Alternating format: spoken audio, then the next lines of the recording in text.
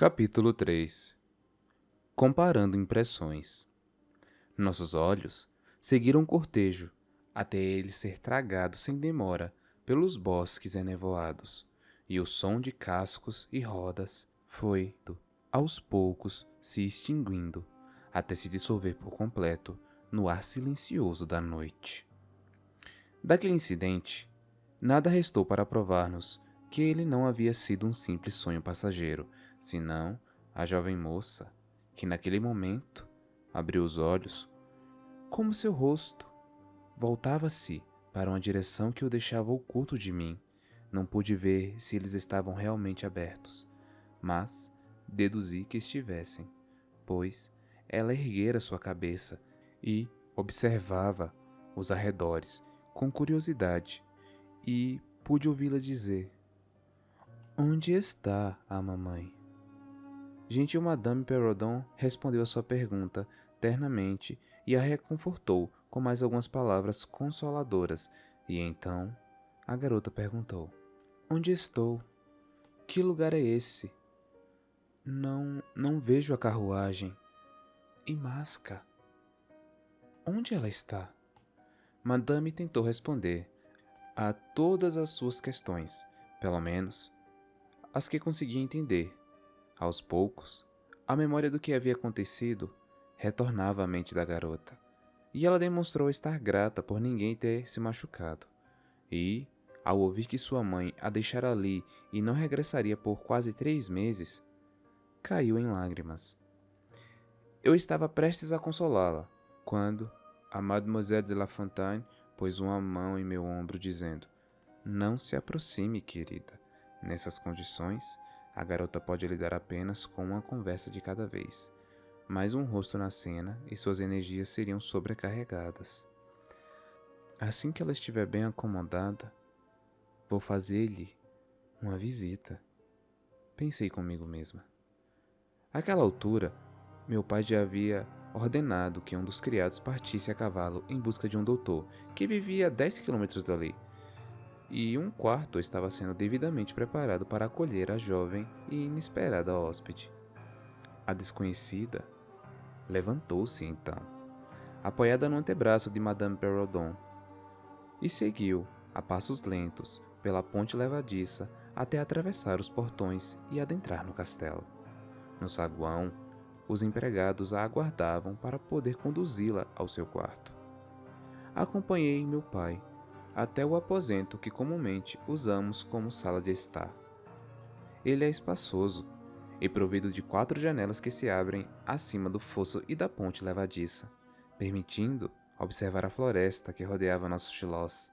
Sua antiga mobília é toda em carvalho entalhado, e as cadeiras são acolchoadas com assentos de veludo carmesim.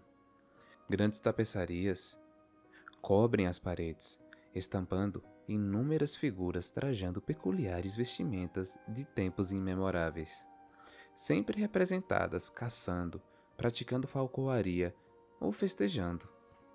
Apesar da decoração bem cuidada, o aposento não chega a apresentar todos os luxos necessários para ser classificado como devidamente confortável.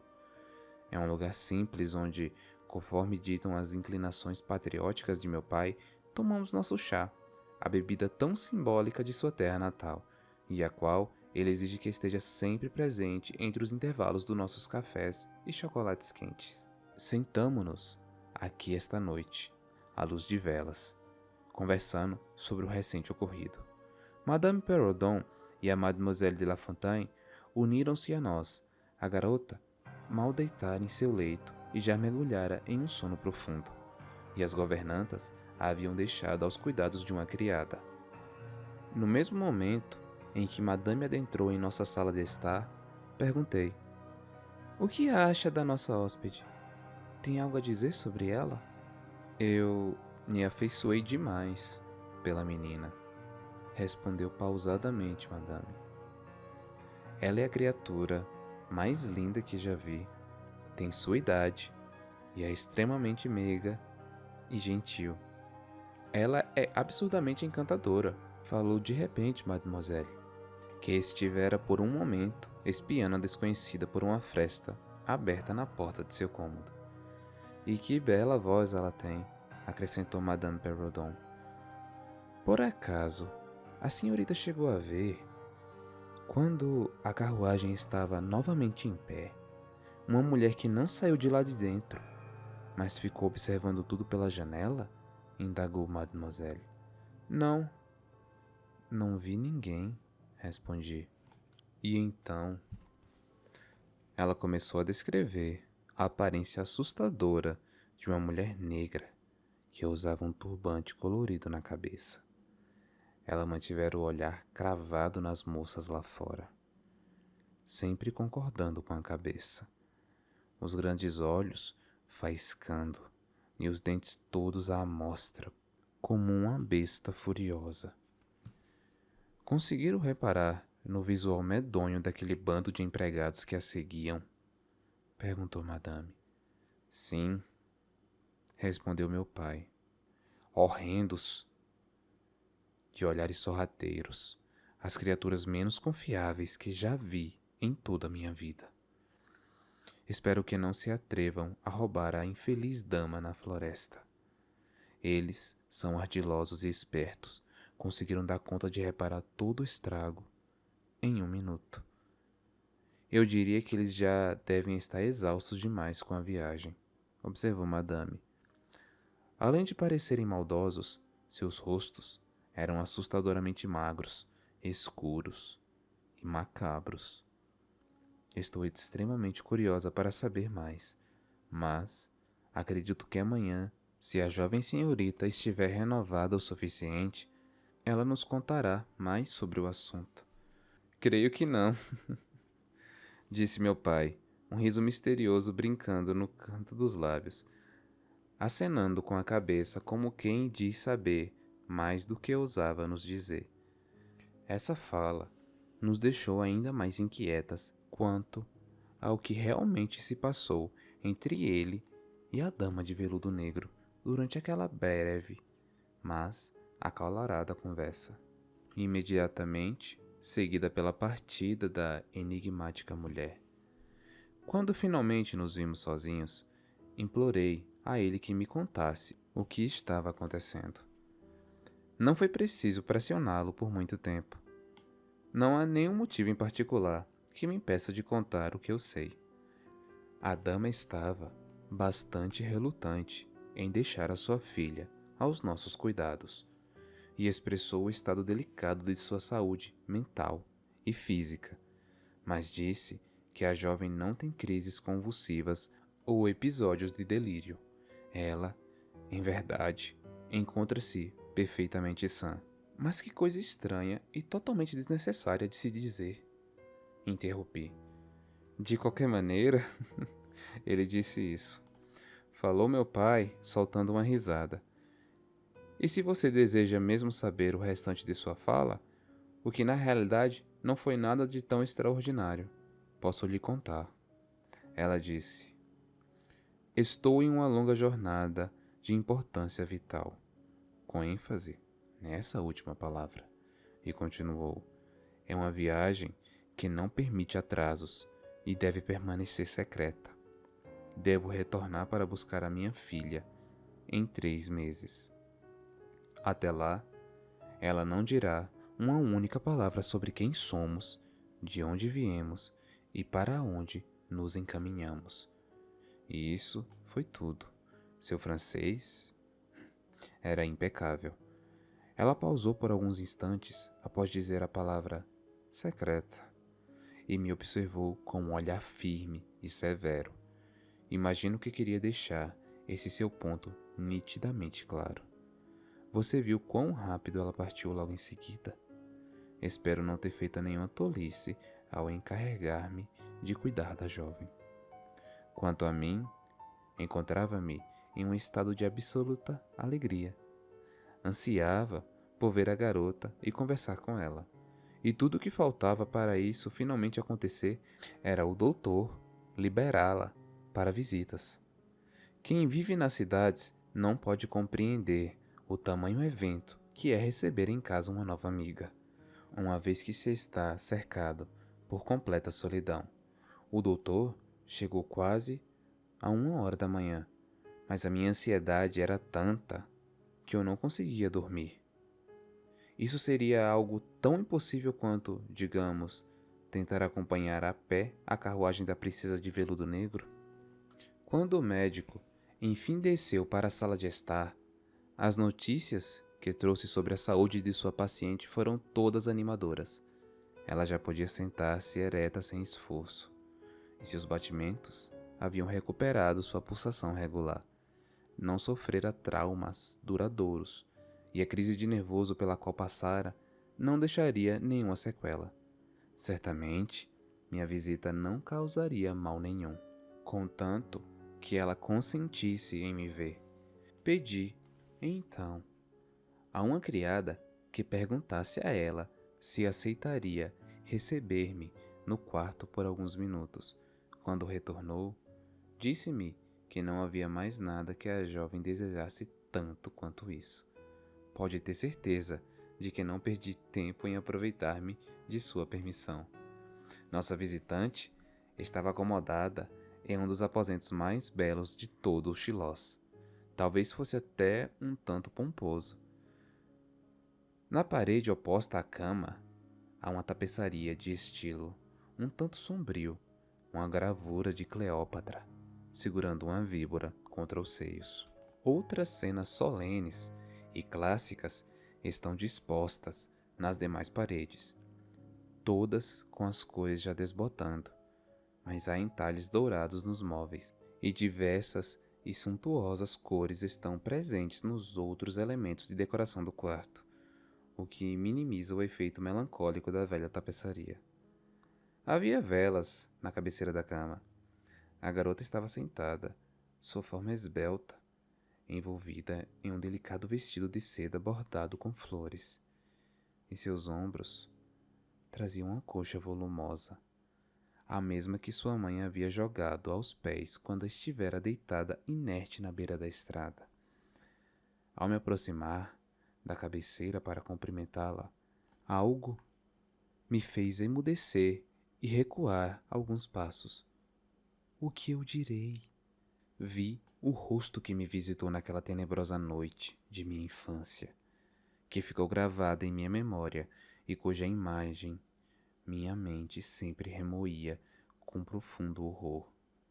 E ninguém sequer suspeitava o que se passava em meus pensamentos. Era um rosto agradável, até mesmo bonito, e à primeira vista pude notar que tinha a mesma expressão melancólica da qual eu me lembrava. Mas esse semblante logo desvaneceu, dando lugar a um riso de recordação. O silêncio se prolongou por um minuto inteiro, e então ela finalmente falou. Eu não consegui. Fascinante!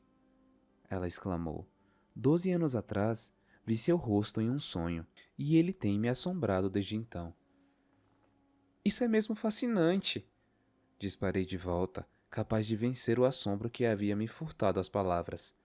Seja em realidade, seja em sonho, estou certa de que também havia 12 anos atrás. Não seria capaz de esquecer seu rosto. Desde aquela época, ele permanece vívido em minha memória. Seu sorriso tornou-se mais leve. O que quer que tenha me causado estranheza antes se foi. As covinhas acrescentavam beleza ao rosto dela e lhe conferiam um ar de sagacidade. Eu estava finalmente segura para continuar com as cortesias da hospitalidade.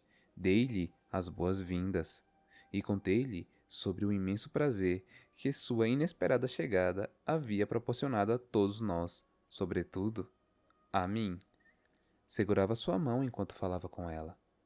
Estava um pouco tímida, como é próprio das pessoas solitárias, mas a ocasião me fizera desenvolta e até mesmo corajosa. Ela deu um aperto gentil em minha mão e repousou a outra.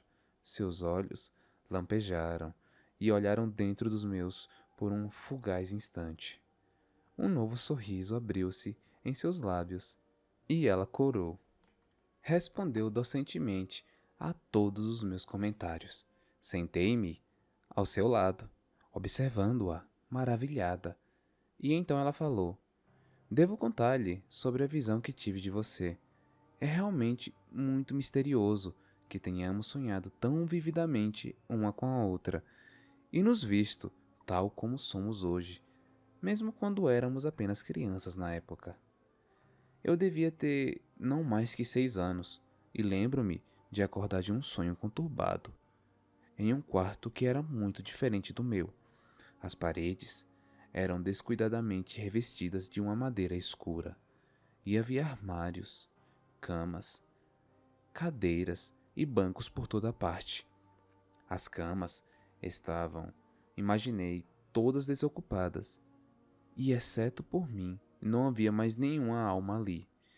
E depois de eu ter examinado os arredores, detendo, por alguns instantes, meu olhar sobre um candelabro de ferro com 2 braços, o qual eu certamente reconheceria se o visse de novo.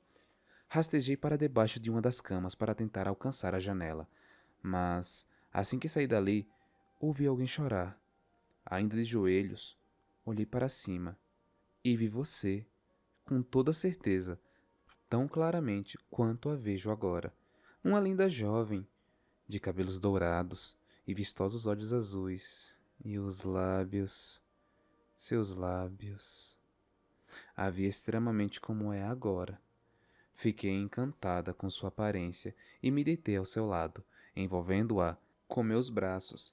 E, nesse momento, acredito que tenhamos adormecido, e então fui despertada por alguém gritando.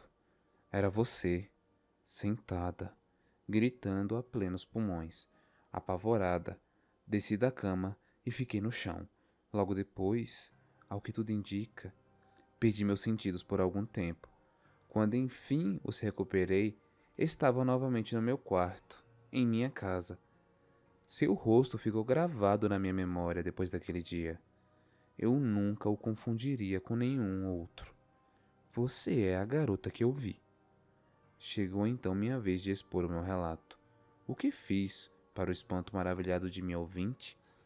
Sinceramente, não sei qual de nós duas deveria ter mais medo da outra, ela disse, sorrindo. Se você não fosse tão bonita, eu certamente ficaria assustada com sua presença. Mas, sendo do jeito que você é, e tão jovem quanto eu, acredito realmente que nossa amizade tenha começado há 12 anos atrás. E por isso, me sinto no direito de ter sua intimidade. Parece que, sob todos os aspectos, fomos destinadas a ser amigas desde nossa mais tenra idade. Pergunto-me se você se sentiu tão atraída por mim quanto eu me sinto por você. Nunca tive uma amiga antes. Será que me é permitido ter um agora? Ao final dessa pergunta, ela suspirou, e seus belos e penetrantes olhos negros me encararam com fervor. Verdade seja dita, meus sentimentos em relação à encantadora estranha eram inexplicáveis. Sem dúvida, algo nela me atraía e havia me conquistado, mas senti uma espécie de repulsa misturada às minhas emoções. No entanto, a ambiguidade desse sentimento era vencida pela afeição que eu tinha pela garota. Ela me cativava e deslumbrava. Era radiante, de tão linda e de uma presença mais arrebatadora do que as palavras poderiam descrever. Comecei a perceber que seus gestos já denunciavam uma certa languidez e exaustão, e apressei-me em desejar-lhe boa noite e me despedi. Segundo as recomendações do doutor, acrescentei, você deve passar essa noite com uma criada ao seu lado. Uma das nossas já espera por você, e garanto que ela é muito prestativa e discreta. É muita cortesia de sua parte, ela respondeu, mas eu não conseguiria dormir com alguém em meu quarto. Não preciso de nenhuma criada. Além do mais, tenho pavor de que me roubem. Nossa casa já foi roubada antes, e 2 criados foram assassinados. Por isso sempre mantenho a porta trancada. É um hábito, e sei que sua gentileza a fará entender o meu ponto.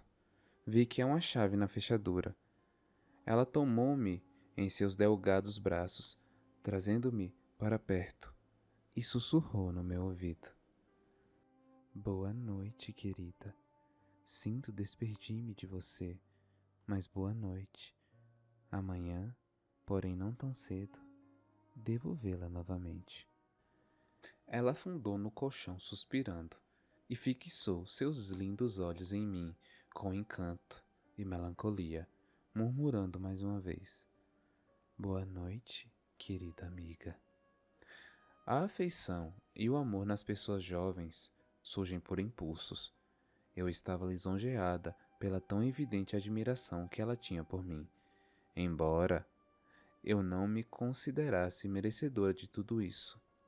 Apreciava quando ela confiara em mim, ao aceitar me receber sem nem pensar duas vezes. Ela estava decidida a aprofundar a nossa amizade. No dia seguinte, encontramo-nos de novo.